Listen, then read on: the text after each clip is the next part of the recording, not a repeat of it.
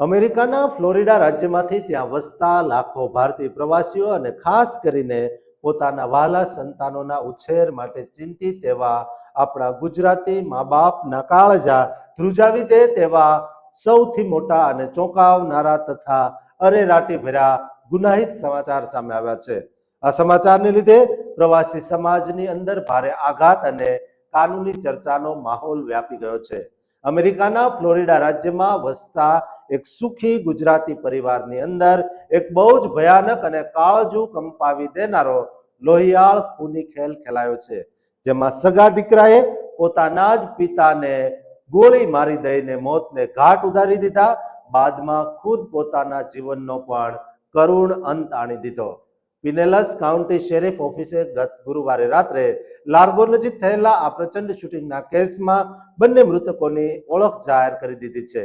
પોલીસે officially confirm કર્યું છે કે મૃત્યુ પામેલા બંને વ્યક્તિઓ સગા પિતા પુત્ર હતા, જેમાં 27 વર્ષીય પુત્રનું નામ પાર્થ પટેલ જ્યારે તેના 55 વર્ષના પિતા હિતેશભાઈ પટેલ હોવાનું પુષ્ટિ કરાય છે।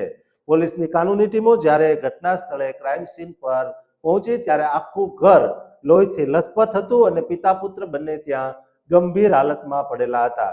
પુત્ર પાર્થનું ગોળી વાગવાના કારણે ઓન ધ સ્પોટ એટલે કે ઘટના સ્થળે જ મોત નીપજ્યું, જ્યારે પિતા હિતેશ પટેલના શ્વાસ ચાલતા હતા, જેથી તેમને ઓફિસરો દ્વારા ક્રિટિકલ હાલતમાં તાત્કાલિક નજીકની ઇમરજન્સી હોસ્પિટલમાં ખસેડાયા, પરંતુ સારવાર દરમિયાન તેમણે પણ થોડા જ સમયમાં દમ તોડી દીધો હતો।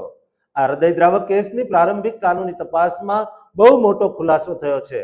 આરોપી પુત્ર પાર્થ પટેલ અસલમાં ઓહાયોના ડબલિન વિસ્તારમાં એકલો રહેતો હતો અને તે ઘણા સમયથી સખત મેન્ટલ હેલ્થ ઇસ્યુ એટલે કે ગંભીર માનસિક બીમારીથી પીડાતો હતો, જેથી કદાચ કાનૂની સારવાર પણ ચાલી રહી હતી। પાર્થ ફ્લોરિડામાં રહેતા પોતાના માતા પિતાને મળવા માટે આવ્યો હતો, પરંતુ ગુરુવારે રાત્રે ઘરમાં પિતા હિતેશભાઈએ તેને કોઈક સામાન્ય બાબતે કંઈક કહી દીધું।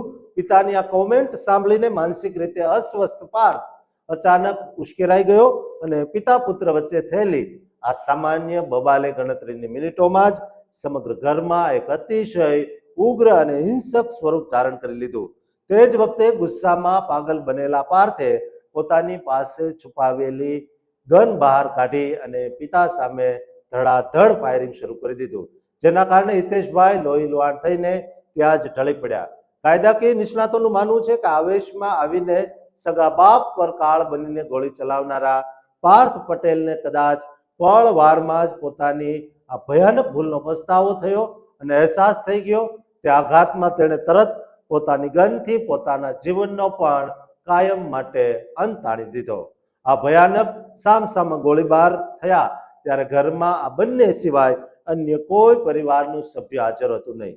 પોલીસને આ ઘટનાની માહિતી મળી કઈ રીતે તેની કોઈ ચોક્કસ વિગતો પોલીસે હજુ સુધી શેર કરી નથી, પરંતુ પોલીસ રિપોર્ટ અનુસાર 9 જુલાઈ 2026ના રોજ રાત્રે બરાબર 10:15 132 એવન્યુ નોર્થના વિસ્તારમાંથી ગોળીબાર અંગેનો એક ઇમરજન્સી 911 કોલ સરકારી કંટ્રોલ રૂમ પર મળ્યો હતો, જેના આધારે આખી કાર્યવાહી કરાઈ હતી।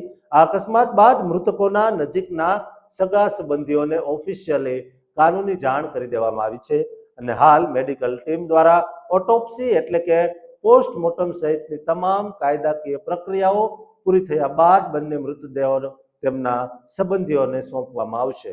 પાર્થ અને હિતેશભાઈ ગુજરાતમાં મૂળ કયા ગામના કે શહેરના વતની છે અને આ ફેમિલી અમેરિકામાં કેટલા વર્ષોથી રહેતું હતું તેની કોઈ પાકી વિગતો તંત્રએ હજુ સુધી જાહેર કરી નથી। પ્રાઇવસીના લીધે મૃતકોના ફોટોગ્રાફ પણ ગુપ્ત રખાયા છે। જોકે આખી ઘટનાની અમેરિકામાં વસતા તમામ ગુજરાતીઓને સ્તબ્ધ કરી દેવામાં આવ્યા છે અને ચર્ચા જાગી છે કે માનસિક બીમારીથી પીડાતા પાર્થ પાસે આટલી ખતરનાક ગન ક્યાંથી આવી?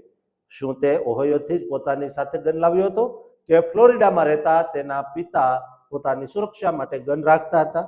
પ્રવાસીઓ માટે બહુ જ મોટો માનસિક અને કાનૂની લાલબત્તી સમાન કિસ્સો સાબિત થયો છે। દોસ્તો, આજે આપણા મૂલ્યો, આપણી સંસ્કૃતિ ધોવાઈ જતા આપણા બાળ બચ્ચા એટલે કે આપણા સંતાનો પણ હવે અમેરિકનોની જેમ ઉગ્ર બનવા લાગ્યા છે। માટે દોસ્તો એમને વતન સાથે જોડી રાખજો, સંસ્કૃતિ સાથે જોડી રાખજો. દોસ્તો આ વિડીયો તમામ ગુજરાતી મા બાપ અને સંતાનોને શેર કરજો અને આ ચેનલને સબસ્ક્રાઇબ કરવાનું ચૂકતા નહીં.